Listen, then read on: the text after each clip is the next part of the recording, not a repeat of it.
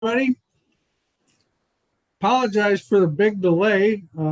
Once again, we had this format that we use. We had another glitch with it, and it looks to me like probably the next show we're going to do is we're going to start doing our deal on uh, YouTube instead of using this Facebook with this streaming service that we're using because we've had nothing but problems. And I apologize to you guys. I can only imagine how annoying, because if you only had ideas if you only knew how annoying it was to me. I don't know if Cole's going to be able to join us yet tonight. He had a meeting, and we're hoping that he's going to be able to be joining us. But anyway, so we're here. Had a good week so far going. Today was a super busy Monday, and I know Chad earlier when we talked, he was saying the same thing. And sales for the month of July were up for both of us, and it's just it's been a pretty impressive summer so far. Yeah, for sure. What a wild summer so far, and great, another start to a great week here today. Working hard. The boys are trying to get ready for next week's big show and planning out what we're going to do next week. And I think we'll have everything gathered up to start building the trophies for next week. So just pumped. This week leading up to the race is exciting for a lot of us. Well, and the thing is with the Clash, it's a deal where we kind of work on it all year long, and then of course the last minute stuff kind of comes up. Jeremiah, thanks for your advice there.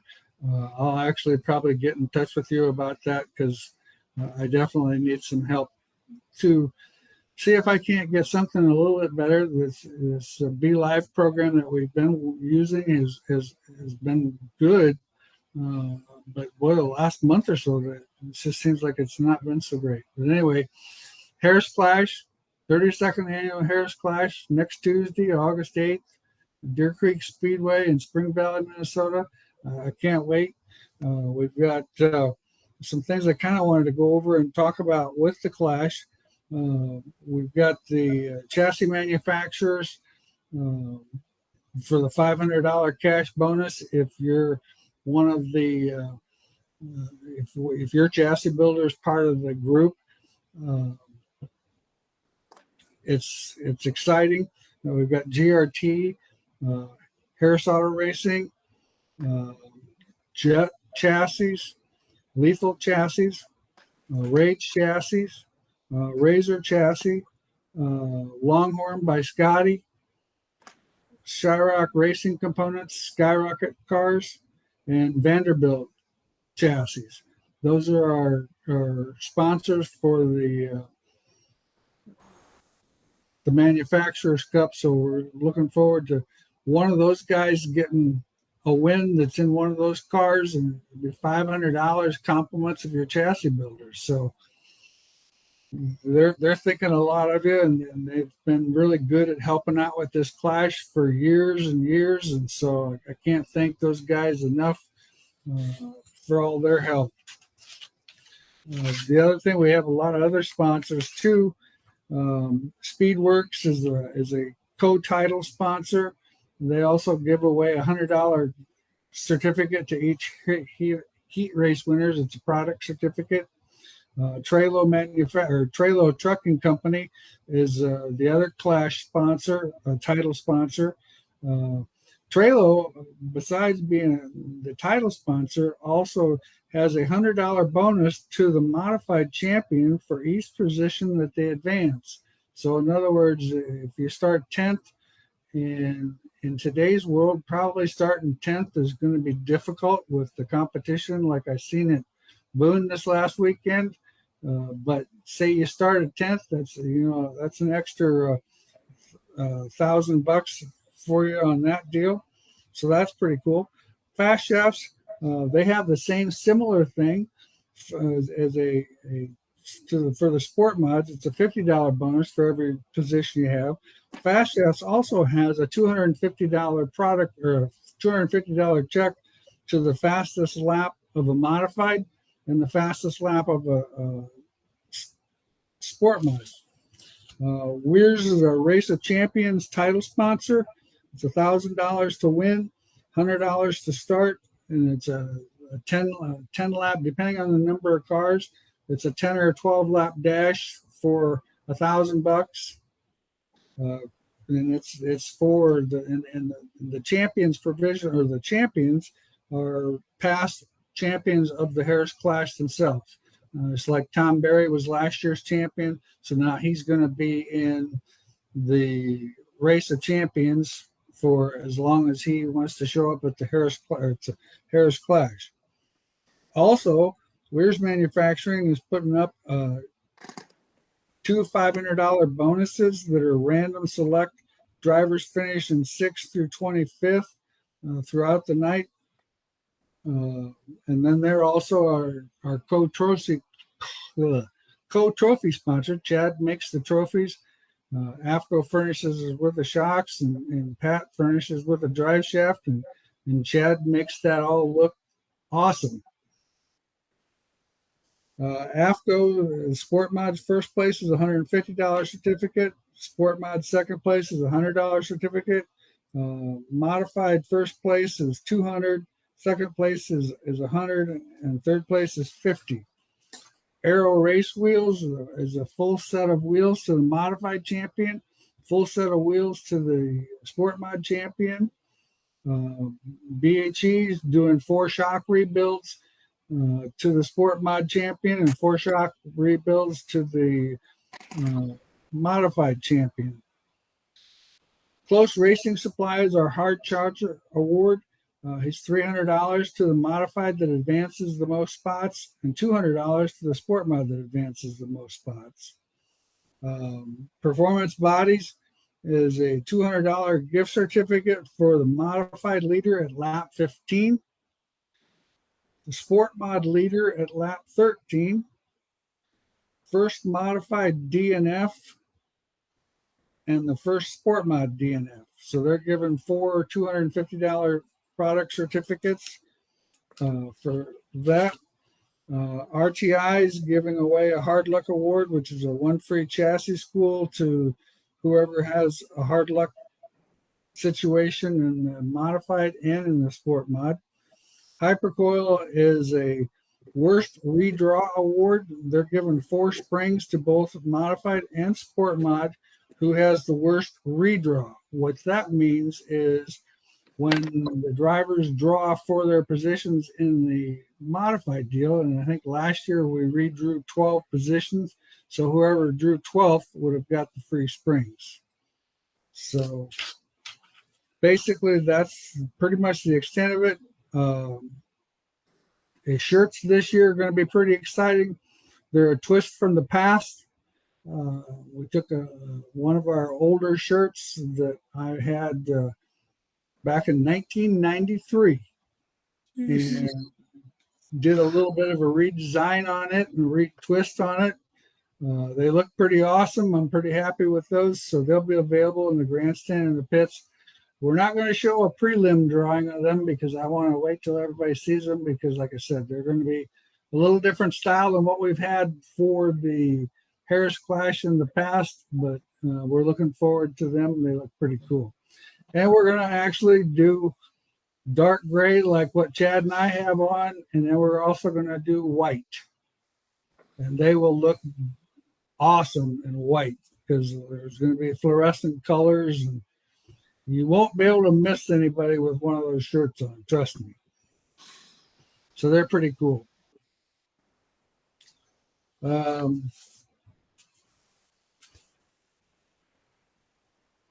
Okay, I think our first question is Joby. Hey, gentlemen, I'm working on an idea with a Northern Sport Mod. Can you see any reason why it wouldn't work to run a lefter limiter chain on the inside of the spring? My idea is that it might be beneficial to maintain dynamic load independently of ride height and droop. I think it's a concept. the problem you're going to have is getting everything to mount in there is what I would have to say would be the difficulty. Yeah, getting and adjusting it, getting inside the spring to try and manipulate the length is going to be difficult. We had a couple people do that years ago with some different chains inside of there with just like a bolt welded on it, but it's tough to adjust. And again, like we talked about last week, the closer you get it out to the tire, the more it wants to pick the tire up off the racetrack, where you kind of want it in towards the bell so it acts as a teeter-totter.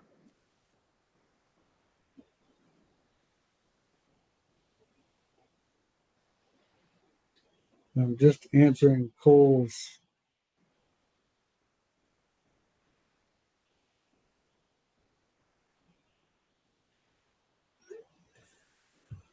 Okay. Michael, IMCA stock car, baseline lead placement and percentages. What are good starting points? Lead's usually as much rear as you can get. And then on the left side, we usually stick with 52% or 54% with the driver, 52% without the driver. That works pretty decent. Oh, there we got Cole. All right, everybody, we've got Cole Queensland, who is actually the promoter and the co-owner of Deer Creek Speedway. He's joined us tonight to kind of talk about the Harris Clash and talk about Deer Creek Speedway and let all you guys know what there is about the racetrack. And glad to have you on here, Cole. I'm glad we had some difficulties there and we had to redo a bunch of stuff, but we got it going, so we're good. So how are you tonight? Yeah. I don't see him or hear him. You don't see him or hear him? Okay, I know why. Did you put him in the stream yet? There. Hey, there we go. Here we are. Hey, guys. Hello. So what's new and exciting at Deer Creek Speedway? Hopefully rain one of these days, just not on a race day. It's been a crazy, unique year, not getting a whole lot of rainfall and trying to keep a racetrack in shape and get moisture to keep it racy. But the guys have been doing a great job with it. A lot of new, I guess, when you ask, is a lot of new race surface. Last year we were on borrowed time. The last number of years we were on borrowed time with it. And, kind of estimating, I think there's probably somewhere between 150 to 200 loads of new dirt on the racetrack. And some of that went on over the winter and some went on at the start of the season as we got racing into the early parts of July. We kind of got it finished up and wrapped up there for the Go for 50. And it's been producing some great racing on it. And we're excited to see what you guys can bring up and hopefully got a good track for you. Yeah, we're looking forward to it. Every year it's the highlight of the year and we can't wait. We've got, a lot of registrations are still coming in and so that's been pretty exciting and it definitely we're looking forward to it. So tell us about the advantages and what you have to offer besides great racing.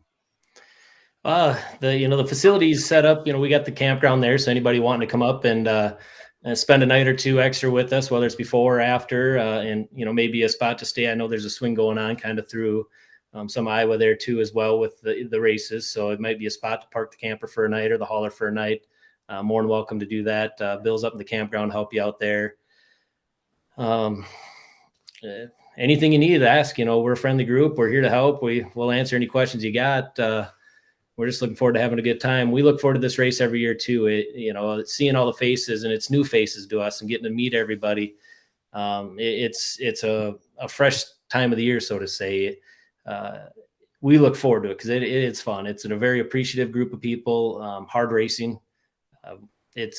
We don't see racing like that very often throughout the season because it's all points racing and different things. And to see a group get to come in here once a year and basically race for the check and the trophy. I think that is something unique you don't get to see every day.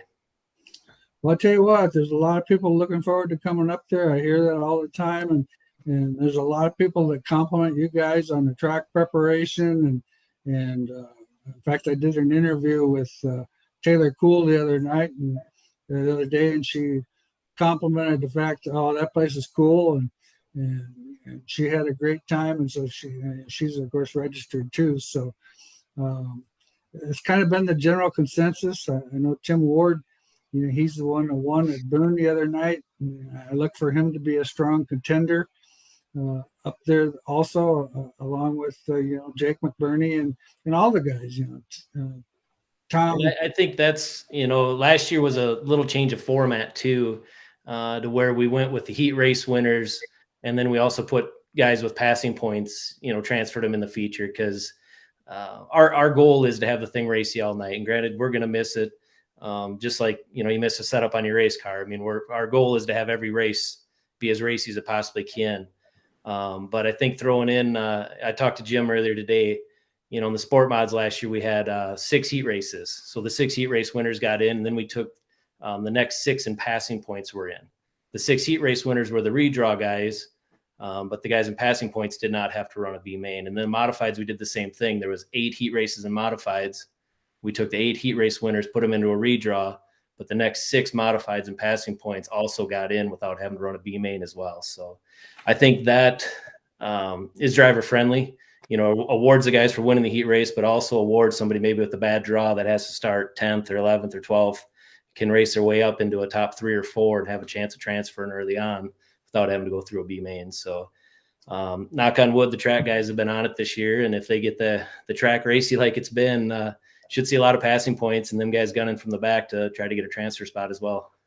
That'll be awesome. And that's kind of what makes an awesome show. And, and the way you're doing that, it kind of helps that poor guy that drew this bad pill number.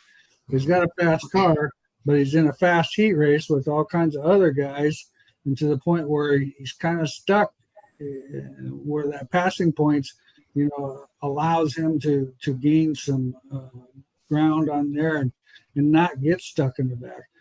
You still planning on running 30 cars and 3 wide start? Yeah, that's going through the notes on that. It kind of reminded me. I'm like, oh boy, that's right. We did the modifieds 30 cars, 3 wide, but they put on a great show doing it, and we're excited to watch them do it again. That's always a treat when you get to watch them guys do it, and it's fun to hear the reaction from some of the fans that haven't necessarily seen it, or even the drivers that haven't partaked in it. It's a treat to get to see because you don't get to see it very often, a couple times a year. But it's fun to watch what them drivers can do, with the equipment they have. There's some really good equipment out there, and there's some extremely talented drivers out there. Well, the thing is, it puts on such an extra awesome show for the crowd because, 3 wide, 10 rows deep. There's race cars everywhere, and I was impressed. Those guys handled it well last year. Knock on wood. I hope that goes that smooth today because we didn't have a restart or anything for quite some time. Yep, and it kind of goes hand in hand with the passing point structure too, is it gives that guy that maybe had the bad draw at the start of the night and then maybe had to come through the B main, and now you're starting 18th. Well, really, you're only starting, what is that, 6th row? And right. Obviously you got to have some patience at the start of that race, but if you're lucky enough that that's the line that's moving early on, you can grab some spots early on and set yourself up good. It can go against you too. You can be in the lane that's going to shuffle back a little bit, but it all comes down, racing is, there's a lot of luck behind it. You got to, these guys are bringing the cars, they're bringing the drivers, and he who has the most luck and all that, it'll be fun to watch that thing when it comes down to about 10 to go to see who's there at the end and who's going to be battling down to the wire. Well, that'd be kind of brutal if a guy went 2 wide and with 15 rows deep. That poor guy in the back he'd be half a lap behind. He's a ways back there. Yeah. So that's what's nice putting them the 3 wide. As long as you can't preach that patience thing enough, with them guys. But they've done it. These guys are good enough. They've raced that way before, and they've definitely showed they can handle it. And it just gives them that extra shot to get up there, especially at a race like this. Everybody wants that trophy. I keep looking at Chad's shirt right there. You can't miss it. Yeah, that's for sure. The trophy's awesome. It's unique. Mm-hmm. Chad does a great job with that. And I remember the first year we did that too tall. And the trophy was 70 pounds. I was Poor going to Joe say, couldn't even get it set in victory lane. He could barely lift it up in the air, you know. I mean, it was like he got it up there, but it was kind of wobbling a little bit. So then Chad and I decided maybe we should scale that down just a little bit. Yeah. But no, it worked out great, and it's such an awesome trophy. And I appreciate AFCO donating the shocks for that, and all of Chad's hard work to get that trophies put together. That's pretty awesome. Yeah, the That marketing was always team one of the best things. You know, I raced 16 years myself, and you'd go to, you know, the races all over, and, you know, it didn't matter the money sometimes. And when you seen a trophy, you know, that's all you cared about at that point. You know, yes, the money's there, especially when it is 5,000 to win. But that trophy's unique. You can only get a shot of that once a year, and that's what makes an event fun too. You got a few other ones there too that your track that are cool. Yeah, the carvings are good. You know, the gopher with the carved gopher there. It's always fun hearing them guys down in Victory Lane. You know, one year there during COVID, we couldn't get them. Everybody moved south where states were open and stuff, and we're doing carvings down there. And that's all we heard that year is, hey, where's my deer? Hey, where's the gopher? You know, the check was cool sitting next to him, but all they mentioned was where was the trophy. Yeah. Well, I tell you what, that trophy, you know, that check doesn't really last that long. No, that was spent before they got here. Yeah. That trophy, that lasts a lifetime, man. Yeah. I mean, it's something you can always look back on and remember that day. And sure enough, I mean, it's pretty awesome. Yeah, the marketing team's that's going to be our next Inside the Brand. Is they're going to do a little video on how me putting the whole thing together and lasering it and the full assembly, and then following it through the whole night there at the Clash. So that's going to be pretty exciting. The boys are pumped to put that together. So, well, that'd be neat. Yeah, that'll be really pretty cool. Anything else you'd like to add, Cole? You want to tell the people about your racetrack? Yeah, I ain't got a whole lot more to add. You know, I just want to thank Mike and Elaine Sorensen. You know, if people haven't heard or known, it's been out for a little over a year now that Mike and Elaine are new partners in the Speedway with myself. So they've been a great group to work with. And, you know, I thank them for the opportunity to be able to stay in the position I'm in with part ownership, and then also being able to run the Speedway. So I don't think I could ask for a better partner out of that. And then to be able to keep races like this going with you, Bob, and partners like Chad to make additional steps to them races with the Race of Champions and all this thing. So it's a crazy world in the racing world, and so many people to thank. And I think that's a unique twist to Deer Creek is, you know, there's new ownership in it, but some of the old ownership's still here. Well, you know, and Mike's a great guy. You know, I mean, I've known Mike for years, back when his dad raced, and he was just a pit crew guy. And I always thought the world of his dad. He was pretty funny. We always got along real good.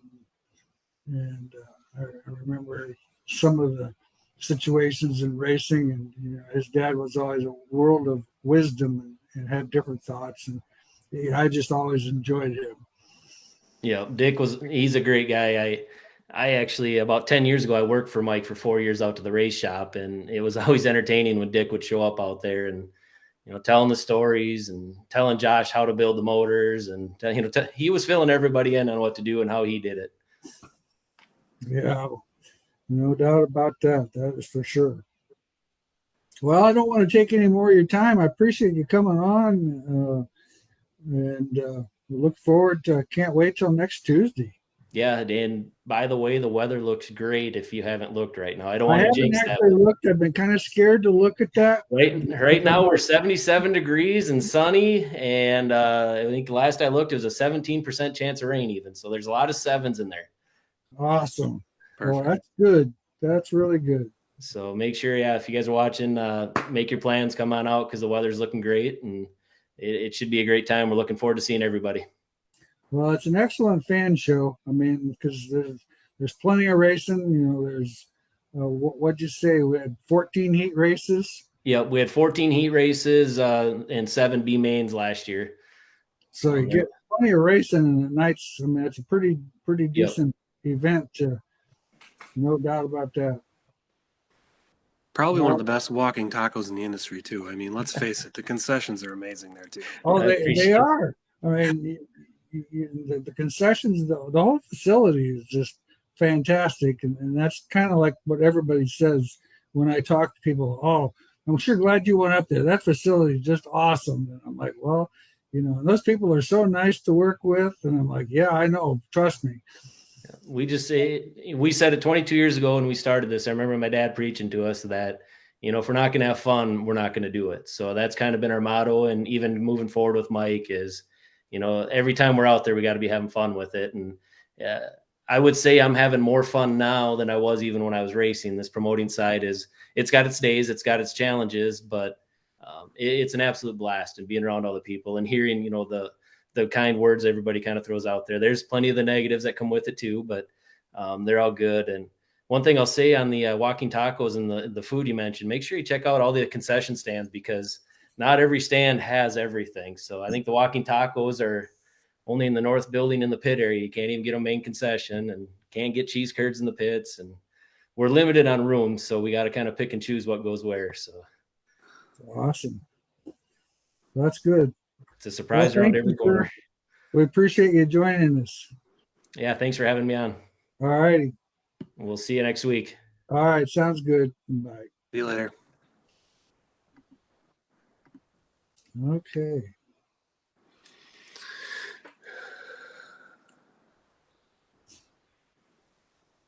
Where were we? Oh, we're way up here.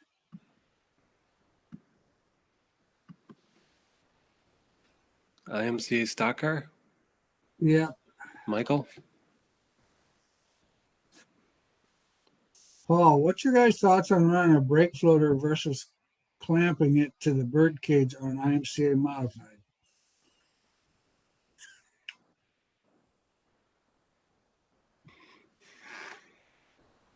Well, the brake floater, the brake floater is on the arm is less influential. So when you clamp it to the suspension cage, you're transferring the motion through the four-link rod, but also through the spring assembly.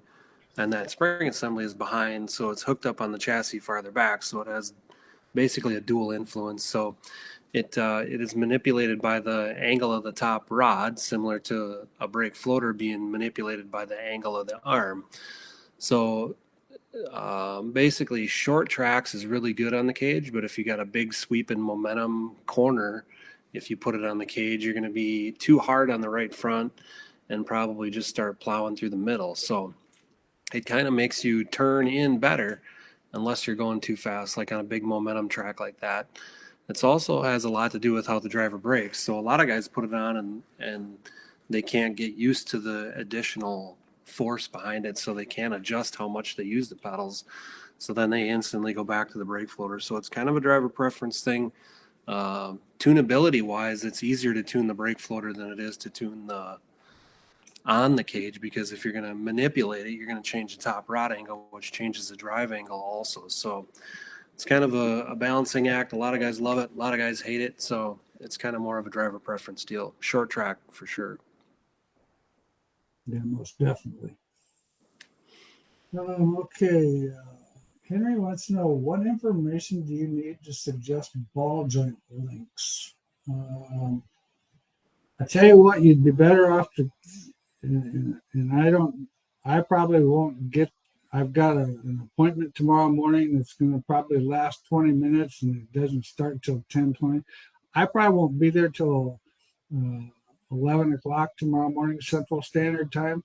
So if you wanted to give me a call after that, Henry, we can definitely talk through that, and I can give you some suggestions on what we do. And, that way I kind of know more for sure what you got and go through that. Tommy, what's the best valving shock for IMCA stock car on the left front? I use a chain for slick racetracks. Well, it's kind of all over the board. I mean, it's really, to be honest with you, it's a driver preference.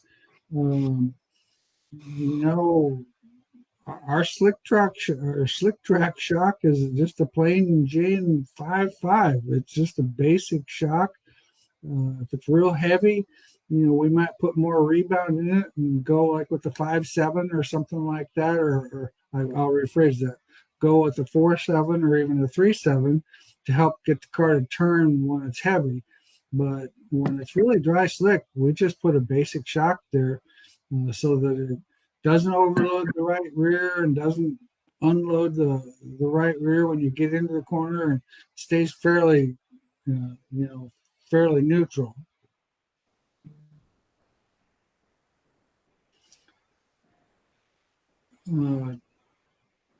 Tim, I have 2 sets of holes on my right rear trailing arm bracket on the chassis, about an inch different. What difference is running an inch longer trailing arm compared to a shorter arm?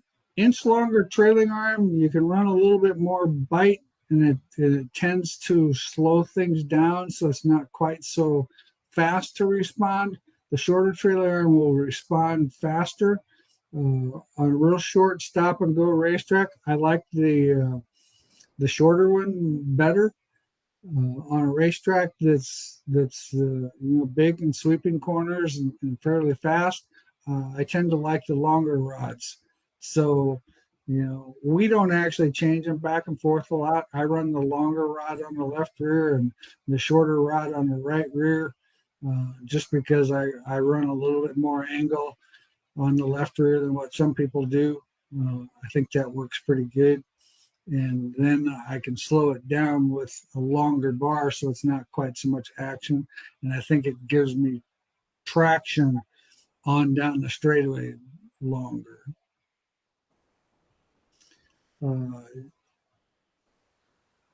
IMCA Sport Mod car seems to be tailing out on me on dry slick. Would drooping left rear trailing arm down on the chassis so that it is less than 45 degrees of diameter help out? Actually, what you need to actually do is probably put a little bit more lead in the car, because keep in mind when you have that angle, when you have all that angle in that left rear, when the car actually is under power, you're actually probably moving, that left rear is moving ahead probably 2.5 inches or so. So what we want to do is we want to take a little bit of that out of it. And so dynamically, we're taking some of the steer out of it so that it helps the car be a little tighter up off the corner. And that works pretty good. So I always lengthen my left rear a couple turns, 3 turns, depending on the track condition. What would you guys run for stagger on a slippy racetrack? Would you go straight to the J-bar? I'm not real big on cutting my stagger too far down.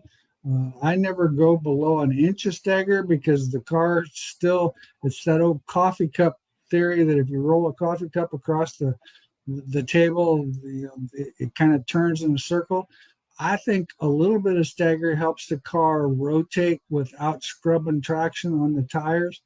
And then I would probably put a little bit more Panhard bar or J bar in it to help it be a little tighter getting into the corner. Hey, Chad, on your 2-link double shear bracket, part number have you considered going to a cylinder style adjuster on those? The current brackets are nice, but usually I need an extra hand to push or pull the rear end to take the pressure off adjusting it. Would be much easier to do by Yeah, I mean we've had a climber in the double shear plates before. The problem is that most of the chassis builders don't like it because they can't tune the car.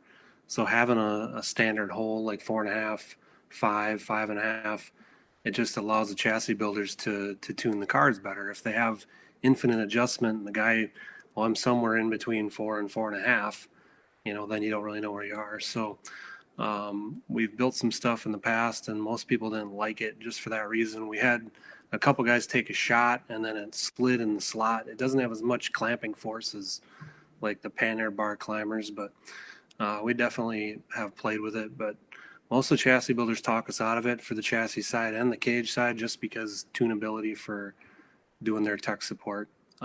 So, I mean, we could do it, but we're not really sure if it needs to be done. And as far as the adjusting, I mean, if you just put a jack under there and take the pressure off, it adjusts pretty easy. I just did it at Huset's 2 weeks ago, and I mean, it only took a couple seconds. We got a couple tools drawn up that like do some clamping and whatever, and to take the pressure off. But I mean, at the end of the day, you're going to spend more time putting a ratchet strap around the rear end than you are just slide the jack under there and put the pressure one way or another. So we don't like to outthink the current situations, but you know, it is what it is. If you want it, it's available. Austin wants to know if too much clamp on the right front of the stock car can make it teeter-totter or bind up.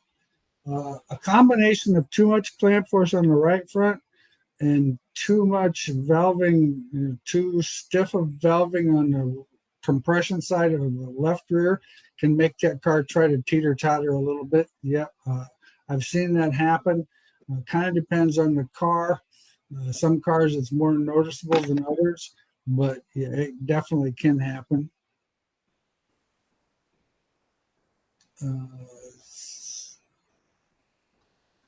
Zach, what can I adjust to tighten my car up without changing stagger with Soda Midwest Modified? Well, you guys can work with trail and lead quite a bit. That's one of the things that you're kind of limited with the Wasota Midwest Modified. You can't change a lot of angles. So, stagger and lead are the two things that I change the most on a limited car like that. That's kind of what we do on our sport mod car. We can adjust you could take a little bit of angle out of your right side bar, but you still have to stay within your 5 degrees of rake between the left rear and the right rear. So I would push that as far as I could and still be legal. Building a new car, size master cylinders would you recommend for the front to the back and the brake line size? Well, the brake line size, the ideal brake line, we've had some in there, but I don't actually remember the company that actually makes them. But it's a number 3 brake line with number 4 fittings on it, so that if you do screw up a brake line or whatever, anybody's brake line will fit on there. Master cylinders. Last couple of years, we went to straight 1-inch master cylinders, and I feel that has really helped. I like it. It seems to equalize the with the 7/8 to the rear and the 1-inch to the front, like we've done in the past years. It seems like over the course of time, sort of the rear starts grabbing more than the front, or it doesn't seem as balanced. Where with the 1-inch cylinders, it seems to be more balanced, and then you can work with your balance bar a lot better to get good braking either way, front to rear.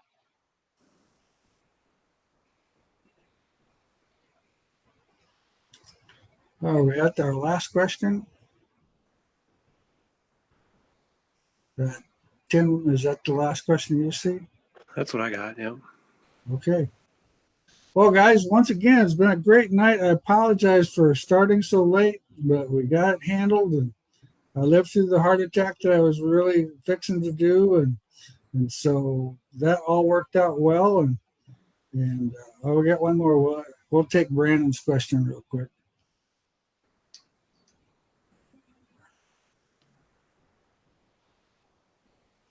What front frame heights do you recommend starting sport mod on a USRA B mod? I'm 8 inches to the center of the A-frame bolt. Just curious. Well, with the USRA B mod, you're running that American Racer tire. So I would probably recommend, we run a lot lower than that. Our ride heights, like on our right front, is 7 3/8, and then our left front 7 5/8, with the IMCA Hoosier, which is basically the same height as that American Racer tire. So that's I like the lower ride height myself. I think it's more stable. I like the way the car turns better with it being lower. And it just kind of, in my opinion, but whatever your chassis builder tells you to run is probably what you really need to run, because he's probably got, the geometry and stuff maybe set for different ride heights. But that's what we do, and so you can take that for food of thought or whatever. Well, anyway, appreciate you guys all sticking in there with us. Sorry for the later night here, but once again, we got it handled, and we'll be back here in 2 weeks, which would be August 14th. We'll be back here in 2 weeks, August 14th. Thanks, everybody. All right. See you guys later.